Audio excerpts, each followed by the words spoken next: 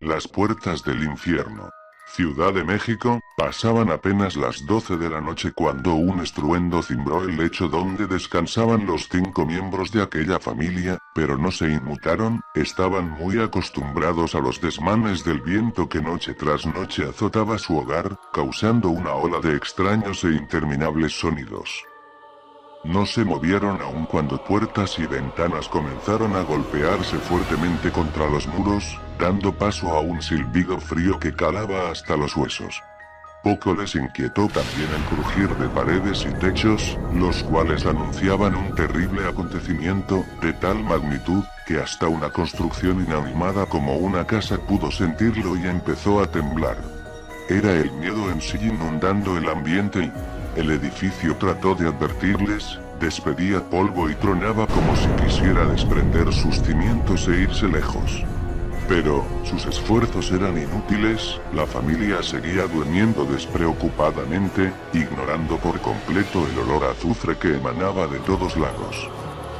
Minutos más tarde, por obra de aquello que está más allá de nuestro entendimiento, los chirridos de ciertos materiales al quemar se asemejaron quejidos, el lamento de aquella casa que se rehusaba a morir sin haber vivido. Cuando los vecinos acudieron a prestar auxilio, era muy tarde, las llamas ardían con furia y todos lloraban con desesperación, ante aquellos terribles alaridos que transmitían la agonía de una terrible muerte llena de sufrimiento.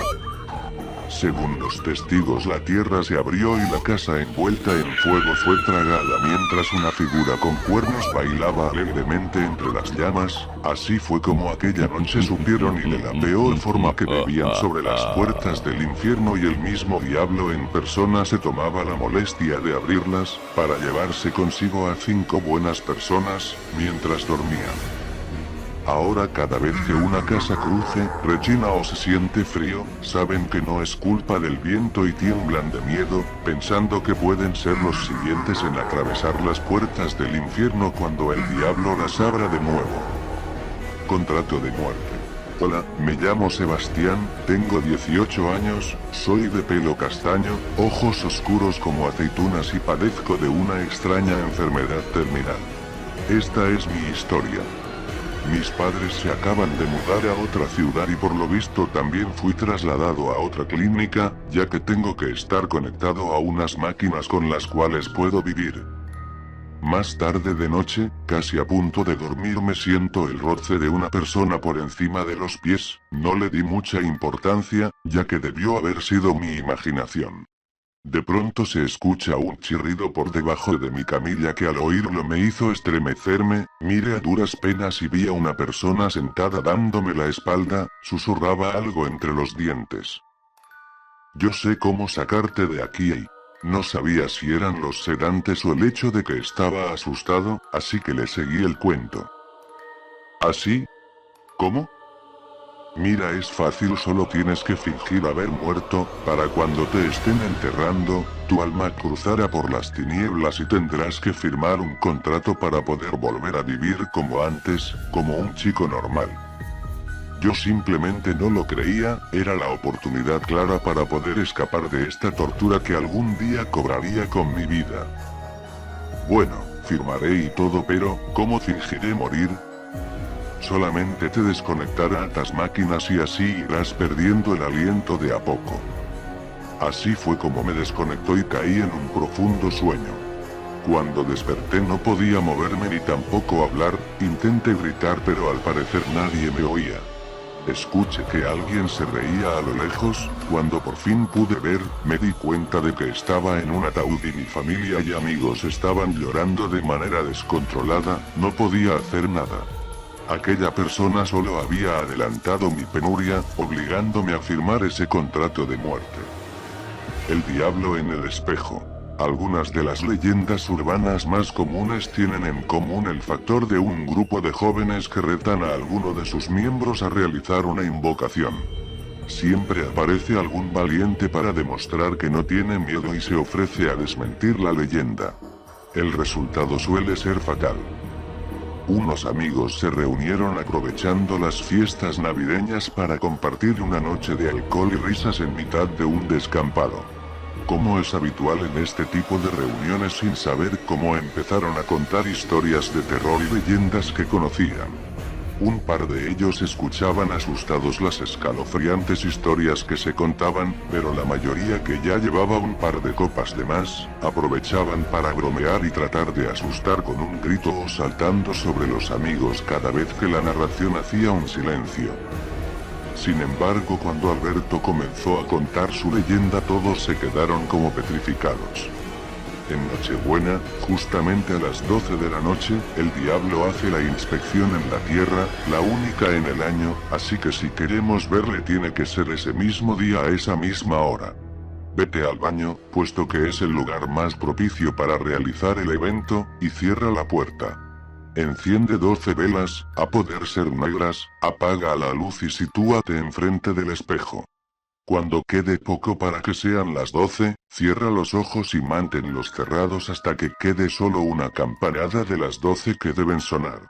En ese momento el diablo se aparecerá en el espejo solo durante un segundo.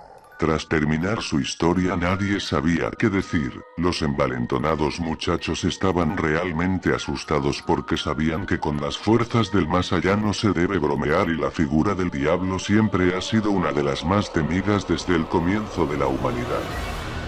Pero para Pablo era el momento perfecto para hacerse el machito. Siempre había sido un segundón en el grupo y nadie le tomaba en cuenta, por lo que era el momento perfecto para hacerse el valiente.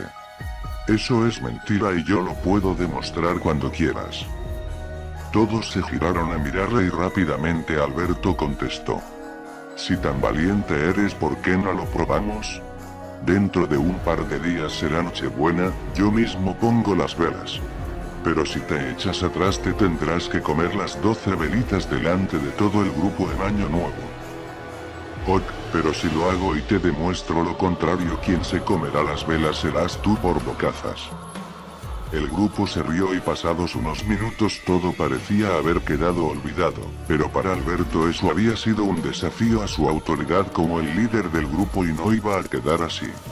Por lo que un par de días después se presentó en la casa de Pablo con una bolsa que contenía 12 velas negras, una Biblia satánica que le había prestado un amigo gótico de su hermana, un pentagrama con la cabeza de un carnero y una cámara capaz de grabar en la oscuridad que su padre guardaba en uno de los armarios como si fuera de oro.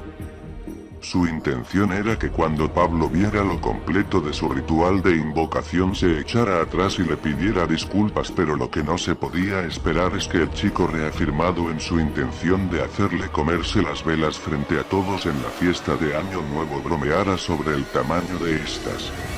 ¿Qué pasa, Alberto, que no las había más grandes? ¿Tanto miedo te da a tragártelas delante del grupo que has ido a comprar velas de cumpleaños? Tú tranquilo, Pablito, que cuando te cagues del susto al menos las llamas de las velas ocultarán el olor. Alberto entró en la casa de Pablo y sin dirigirle ni una mirada más pasó al baño de su habitación. Tal y como había visto en varias páginas de invocaciones que había encontrado en internet, colocó 5 de las velas en cada una de las puntas del pentagrama, 4 de ellas a los lados del espejo y las 3 restantes junto a la Biblia satánica que intencionadamente dejó abierta por una página en la que había una especie de invocación o ritual. La escena del cuarto de baño con el pentagrama iluminado únicamente por la luz de las velas era digno de una película de terror, y Pablo, a pesar de tener que hacerse el valiente, sintió como se le encogía el estómago al pensar que tenía que entrar solo para realizar la invocación. Bueno, chaval, hasta aquí puedo estar yo en el baño, dijo Alberto con voz socarrona. Por si te echas atrás en el último momento y abres los ojos antes de tiempo, te he colocado una cámara de vídeo. Mucha suerte, espero que la leyenda no sea cierta porque de lo contrario no creo que lo cuentes. Dijo intentando darle aún más miedo. Yo te espero aquí fuera para que no te dé por salir corriendo. Pablo se encontraba dentro del baño con la luz apagada, faltaba menos de un minuto y ya sentía como las gotas de sudor le caían por la frente. Una cosa es hacerse el chulito delante de todo el mundo, pero otra era encontrarse con ese escenario aterrador y disponerse a invocar al mismo diablo por una apuesta. Sin embargo, reunió todas sus fuerzas para no salir corriendo y cuando Alberto le avisó cerró los ojos. Pocos segundos después escuchó la primera campanada del reloj que tenían sus padres en el salón. El miedo que tenía y el silencio era tal que cada una de ellas parecían sonar cada vez más lentas. Al tener los ojos cerrados no percibió que con cada campanada se apagaba una vela, como si el mismo diablo estuviera consumiendo cada una de ellas al ritmo necesario para que se apagaran simultáneamente a cada uno de los clan del reloj.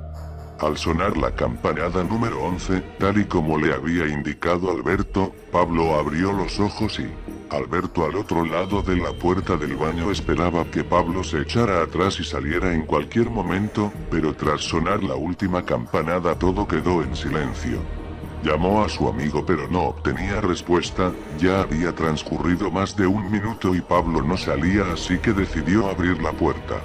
Al abrirla todo estaba a oscuras y solo se escuchaba una respiración ahogada en el suelo, un fuerte olor a azufre inundaba el lugar y Alberto sintió que algo iba mal. Encendió la luz del baño y se encontró al otro chico con la cara desencajada del miedo mientras se llevaba fuertemente la mano al pecho. De puro terror había sufrido un ataque al corazón y lo único que alcanzaba a decir era: lo he visto, lo he visto. Al llegar al hospital los médicos no salían de su asombro, el corazón parecía estar bien y perfectamente recuperado, no obstante el chico se encontraba en una especie de shock y no hablaba con nadie, salvo para repetir una y otra vez que lo había visto. Días después salió del hospital perfectamente recuperado, al menos físicamente ya que nunca volvió a ser el mismo, se convirtió en una persona asustadiza y retraída que frecuentemente se quedaba pensativo y en silencio a mitad de una conversación. Alberto por su parte nunca se atrevió a ver lo que contenía la cinta y decidió tirarla a la basura junto a los objetos que se habían usado en la invocación. Quién sabe si algún día alguien la encontrará y podrá presenciar qué fue lo que vio Pablo antes de que se apagara la última vela. Por su parte Pablo sabe que volverá a ver al diablo el día que muera, ya que éste vendrá a reclamar su alma en persona. El túnel de los gritos. El túnel de los gritos, Screaming Tunnel, es un escalofriante lugar en el que se asegura que habita el espíritu sin descanso de una niña que fue quemada en el interior de sus paredes. Si enciendes una cerilla en su interior y cerca de las cataratas del Niágara hay un pequeño túnel que tiempo atrás servía como paso peatonal entre las granjas que había en la zona. Es un estrecho y oscuro paso bajo la vía del tren que une Toronto y Nueva York, en el que habitualmente la niebla impide ver más allá de tu propia mano. En este túnel ocurrió un escalofriante crimen que dejó maldito el lugar y son cientos las personas que aseguran haber sentido una presencia cuando lo han atravesado. Esta es su leyenda y, hace más de un siglo había algunas casas cerca de los alrededores del túnel. En una de ellas había una familia rota por el alcoholismo del padre, un hombre violento que descargaba toda la furia que sentía por su miserable vida golpeando a su mujer y su única hija cada vez que se emborrachaba. La mujer trataba de soportar las palizas y evitar que golpeara a su hija, poniéndose como escudo y diciéndose a sí misma que su marido volvería a ser quien fue cuando se conocieron. Pero la situación no mejoraba y, temiendo por la vida de su pequeña, se armó de valor y decidió pedirle el divorcio. El hombre al escuchar a su mujer que abandonaba la casa con la niña, se enfureció tanto que la amenazó con prenderle fuego a toda la casa con ellas dentro si trataban de salir de allí. La mujer al ver cómo el hombre agitaba una lámpara de aceite y la acercaba peligrosamente a las cortinas, decidió plantarle cara por primera vez en su vida y le comenzó a empujar mientras le gritaba fuertemente. La reacción del hombre no se hizo esperar, lanzó la lámpara contra uno de los muebles, que de inmediato comenzó a consumirse, llegando las llamas hasta el techo de madera en cuestión de segundos. Se giró hacia su esposa y la derribó de un puñetazo, pero no contento con ello la continuó golpeando y pateando aunque ella estaba inconsciente en el suelo. La niña, al ver la escena, escapó presa del pánico, corriendo tan rápido como podía con la intención de llegar hasta la casa de sus vecinos que se encontraban al otro lado del túnel. Mientras corría, solo se giró un segundo para ver cómo toda la casa comenzaba a arder mientras su madre aún estaba dentro y su padre salía con paso lento pero seguro con una lámpara de aceite apagada en la mano. Pero su huida no tuvo éxito, ya que, cuando se encontraba a mitad del oscuro túnel, la niebla le impidió ver una piedra, con la que tropezó y cayó de bruces en el encharcado y frío suelo. Sentía un gran dolor en su tobillo y, por más que trataba de levantarse, el dolor la vencía y caía nuevamente. Ese lapso de tiempo fue aprovechado por su padre para alcanzarla. La niña quedó paralizada por el miedo cuando observó cómo su enloquecido padre se acercó a ella y vertió lentamente todo el aceite sobre su diminuto cuerpecito. Entonces solo un sonido más se escuchó en el túnel. El de una cerilla encendiéndose justo antes de que el padre la arrojara sobre la niña y la prendiera en llamas. Los gritos de dolor de la niña fueron tan desgarradores que quedaron impresos por la eternidad entre las paredes de este túnel, que desde entonces se llama localmente el túnel de los gritos Screaming Tunnel en inglés. El destino del padre nunca quedó claro, unos afirman que regresó a la casa ardiendo y entró nuevamente para arder en las mismas llamas que él había provocado, otros que desapareció y nunca fue detenido. Lo que sí que es cierto, es que son pocos los valientes que se atreven a acercarse al túnel de los gritos de noche, pues cualquiera que entra puede sentir que hay algo negativo en su interior y una presencia les vigila. Se dice además que, si enciendes una cerilla en la mitad del túnel, el lugar donde ardió la niña, se puede escuchar un grito desgarrador y sentirás como una brisa apagará inmediatamente la llama, como si alguien hubiese soplado para que regrese la oscuridad a sus paredes y... Nota. Esta es una versión de una de las leyendas más famosas de Estados Unidos y Canadá, existen dos variantes más. En una de ellas la niña, escapando del incendio, corrió con sus ropas en llamas hasta el túnel donde finalmente se consumió en el fuego gritando y retorciéndose de dolor. En la otra la niña fue violada en el interior del paso subterráneo y, para evitar que pudiera declarar en contra de sus violadores, estos le prendieron fuego. Lo cierto es que en ese lugar hay algo negativo y tenebroso ya que incluso los más escépticos afirman sentir algo vigilándolos mientras cruzan entre sus paredes bajo las vías del tren. Hoy por hoy se ha convertido en uno de los destinos turísticos obligados cuando uno va a visitar las cataratas del Niágara, ya que su fama se catapultó aún más cuando el túnel se usó como escenario para la película La Zona Muerta 1983, basada en un relato de Stephen King. La fábrica del demonio. Dos vigilantes realizan su ronda por una oscura fábrica cuando empiezan a escuchar ruidos. El más veterano le contará al otro la leyenda que circula sobre el lugar, y cómo su dueño vendió su alma al diablo para asegurarse que no le roben y... Las linternas proyectaban su haz de luz en la nave desierta. Los dos vigilantes escudriñaban el rincón donde uno de ellos había escuchado un ruido. ¿Ves algo? No, nada. Creo que empiezas a estar obsesionado. Es porque tú eres nuevo, Marcos, seguramente si supieras lo mismo que sé yo y cuenta. Le apremió el novato. Enrique bajó el tono de voz y le informó a su compañero. ¿Sabías que llevamos, entre los que hacemos esta ronda, más de 6 bajas por depresión? Marcos puso tal rostro de sorpresa, que su compañero comprendió que no debía estar al corriente de la situación. Enrique prosiguió relatando la historia y, Antonio, por ejemplo, me comentó que padecía estrés debido a los ruidos que se oían por la noche. Parecían los lamentos de un hombre que, a veces, derivaban en silbido pero lo más traumático llegó cuando escuchó la respiración de una persona muy cerca de su oído y hasta llegó a sentir el calor de su aliento. Joder, Enrique. Y es para acojonarse. Pero bueno, sigue. Marcos estaba cada vez más inquieto. ¿Tú sabías que en esta fábrica estuvieron mucho tiempo sin sufrir ningún robo? Lo más curioso es que siendo uno de los barrios más peligrosos, no tenían a nadie para protegerla.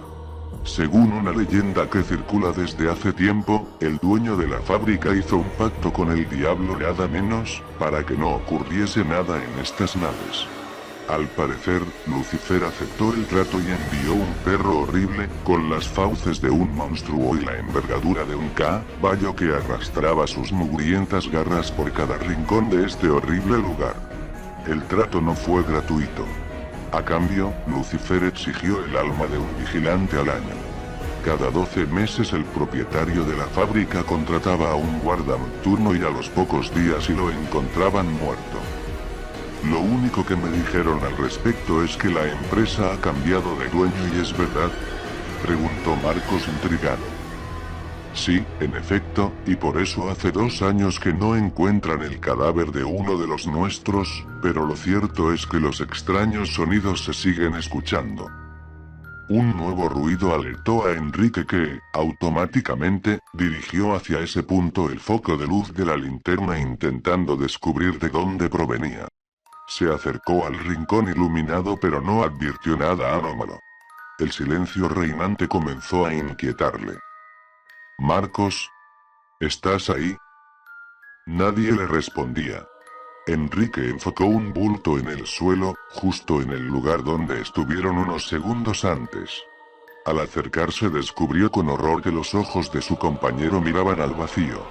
Le cogió la muñeca derecha para comprobar el pulso. No cabía duda. Marcos estaba muerto. Lo que más impresionó a Enrique es que su compañero estaba cubierto de rasguños y rasgaduras. Eran como si una enorme bestia lo hubiera atacado con sus afiladas garras. No abras la puerta.